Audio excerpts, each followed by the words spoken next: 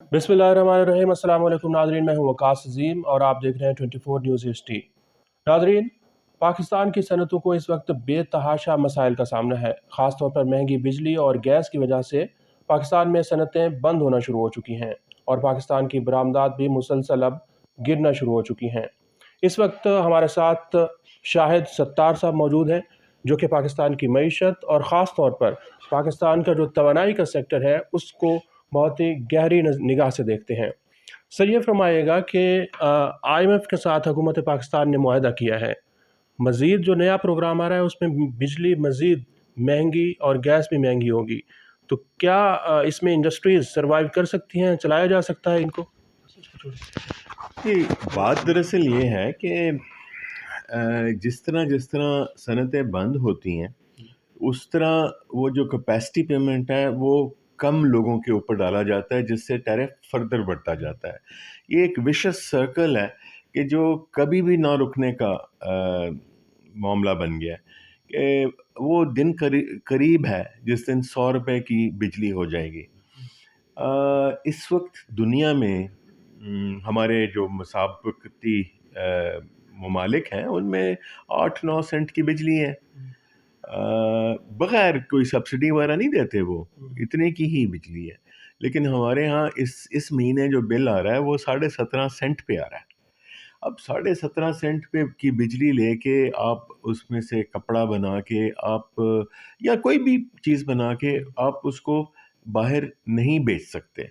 ना गैस के मामले में भी है कि ये तो एक ना ख़त्म होने वाला मामला है, लेकिन इसको अगर सही तरीके से हैंडल किया जाए तो ये मामला ठीक भी हो सकता है। कैसे कैसे बिजली सस्ती हो सकती है? जी, अगर आप बिजली मुनासिब दामों पे देंगे तो उसकी आप कोई गारंटी ले लें कि जी इतना आप बढ़ाएंगे अपनी कंजम्पशन या इतना ये होगा, तो उससे ये है कि वो जो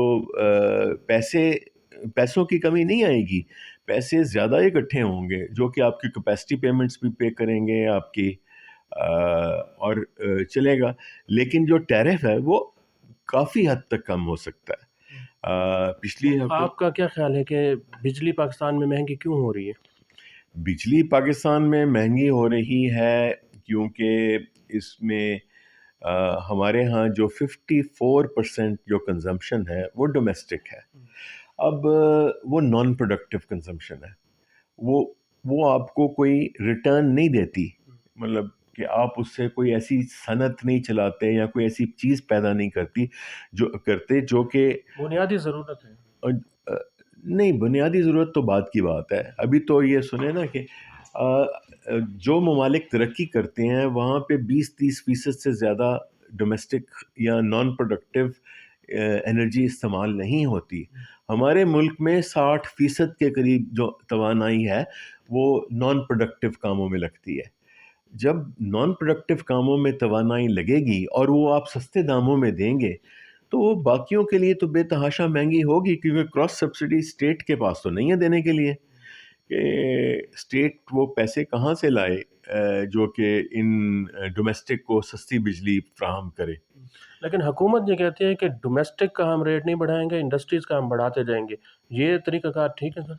तो फिर इंडस्ट्री भी बंद हो जाएगी, मुल्क भी बंद हो जाएगा, और उससे ये कि जो लोग कमाते हैं जिससे वो बिजली का बिल अदा करते हैं या गैस का बिल अदा करते हैं, वो लोग, उनकी जब नौकरियां जाएंगी तो वो भी नहीं अफोर्ड कर सकेंगे।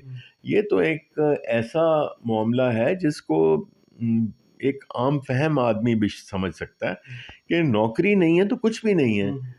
ठीक है, आप थोड़ी सी सब्सिडी कौन ले रहा है, इंडस्ट्रीज ले रही हैं या डोमेस्टिक ले रही है? नहीं, सब्सिडी सारी की सारी डोमेस्टिक में जा रही है या नॉन प्रोडक्टिव सेक्टर्स में जा रही है। जो इंडस्ट्रियल सेक्टर है वो तो क्रॉस सब्सिडाइज कर रहा है डोमेस्टिक को, और ये एक हद तक तो चल सकता है, लेकिन एक हद से जब ज़्यादा हो जाए तो क्रॉस सब्सिडी इंडस्ट्रीज कितनी दे रही हैं इस वक्त? जो पिछले 6 महीने पहले तो ये 11 रुपए था फी यूनिट, 222 अरब था आज से कुछ अर्सा पहले, लेकिन अब ये बढ़ता जा रहा है क्योंकि डोमेस्टिक में कंजम्पशन कम नहीं हुई, इंडस्ट्री उतनी कम। तो हुकूमत को कुछ लोग ये भी कहते हैं कि इंडस्ट्रीज बहुत पावरफुल हैं, इनके रेट आप ان کو سبسڈی جو دے رہے ہیں یہ نہ دیں کیونکہ ان کی کیپیسٹی بھی نہیں ہے اور یہ ایکسپورٹ بھی نہیں بڑھیں گے؟ نہیں، مجھے ایک چیز بتائیں کہ آپ سبسڈی کس کو دے رہے ہیں؟ سبسڈی انڈسٹری کو تو مل نہیں رہی، بلکہ انڈسٹری سے آپ پیسے لے کے ڈومیسٹک میں دے رہے ہیں یا نان پروڈکٹیو یوزرز میں دے رہے ہیں۔ اگر آپ وہ کر رہے ہیں اور وہ ایک حد تک تو چلیں ٹھیک ہے، چل سکتا ہے، لیکن ایک حد سے جب گزر جائے تو انڈسٹری تو بند ہو جائے گی۔ جب انڈسٹری بند ہو جائے گی، نہ آپ وہ سستی بجلی دے سکیں گے، نہ لوگوں کے پاس نوکری ہوگی، نہ وہ بل ادا کر سکیں گے۔ کتنے فیصد انڈسٹریز بند ہوئی؟ دیکھیں جی، اس وقت جو پروڈکشن ہے ٹیکسٹائل کی، وہ پچھلے سال کی نسبت 35% کم ہے، اور اسی اسنا میں ہم نے اپنی کیپیسٹی بھی بڑھائی تھی، اس لیے کم از کم 50% انڈسٹری تو بند ہے۔ اچھا، 50% تو بہت زیادہ ہے سر۔ جی، اس تو سے ایکسپورٹ کتنی کم ہوگی؟ دیکھیں، ایکسپورٹس آج کل چل رہی ہیں $1.4 بلین پہ، لیکن اس میں جو پہلے جو ہوتا تھا کہ $250 ملین کے قریب امپورٹڈ چیزیں لگتی تھیں، اب وہ 250 سے بڑھ کے $500 ملین لگتی ہیں۔ تو 1.4 بلین میں جہاں آپ 1.2 بلین کماتے تھے، آج کل آپ 1 بلین بھی نہیں کما رہے، کیونکہ نیٹ ایکسپورٹس اصل چیز تو وہی ہے کہ جی آپ نے کتنا اضافی پیسہ کمایا۔ اگر آپ نے امپورٹ کر کے اس میں تھوڑا بہت بڑھا کے اس کو بھیجنا ہے تو پھر تو، لیکن ویسے بھی ہمارا جو اس وقت کیپیسٹی ہے وہ $2 ارب سے فی مہینہ سے زیادہ ہے ایکسپورٹ کی، اور ہم 1.4 پہ چل رہے ہیں، لیکن اس میں بھی کمی اس طریقے سے واقع ہو رہی ہے کہ ہمارا جو امپورٹڈ کمپوننٹ ہے بڑھتا جا رہا ہے۔ تو آئی ایم ایف پروگرام کے اندر رہتے ہوئے بجلی کو کیسے سستا کیا جا سکتا ہے، ایکسپورٹ کو کیسے بڑھایا جا سکتا ہے؟ لیکن جی، یہ تو اسی صورت ہو سکتا ہے کہ آپ انڈسٹری کی جو ہے قیمت کم کریں، وہ انڈسٹری زیادہ بڑھے پھولے اور انڈسٹری چلے، تو وہ کیپیسٹی پیمنٹس کم زیادہ لوگوں پہ پھیلیں تو بجلی کا ریٹ کم ہو۔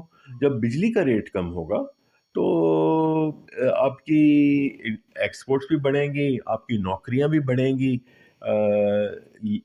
اور یہ چیز ضروری ہے کرنے کے لیے۔ یہ ایک اکانومسٹ کا کام ہوتا ہے، اور اکانومسٹ ہمیں بہت شدید ضرورت ہے کہ اچھے اکانومسٹ ہمارے ساتھ ہمارے ملک کو چلائیں، ہمارے ملک کے ساتھ کام کریں اور یہ چیز اچھی طرح امپلیمنٹ کروائیں۔ اس کے بغیر یہ آگے معاملہ مجھے چلتا نظر نہیں آتا۔ تھینک یو سو مچ سر۔ جی ناظرین، آپ نے سنا کہ پاکستان کی انڈسٹریز کو ان مسائل سے نکالنے کا ایک ہی حل ہے، اور وہ حل یہی ہے کہ صنعتوں کے لیے بجلی جب تک سستی نہیں ہوگی، پاکستان کی برآمدات بھی نہیں بڑھیں گی اور معیشت جو ہے وہ بھی اسی طرح مسائل کا شکار رہے گی۔